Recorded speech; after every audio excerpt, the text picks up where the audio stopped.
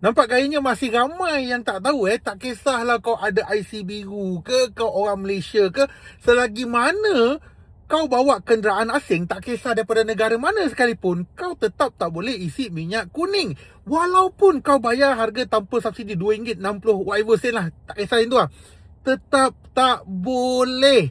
Melainkan kau bawa kenderaan Malaysia and kau bukan warga negara, kau boleh isi minyak kuning tetapi non subsidi. Okay.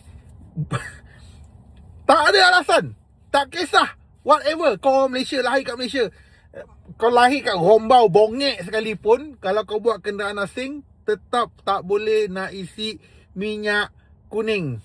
Jangan memandai-mandai nak pergi tutup nombor plate, lepas tu kau mengaku orang Malaysia, lepas tu kau nak isi minyak kuning kan. Tapi pada masa sama jugalah, aku rasa stesen minyak itu pun kena take note juga.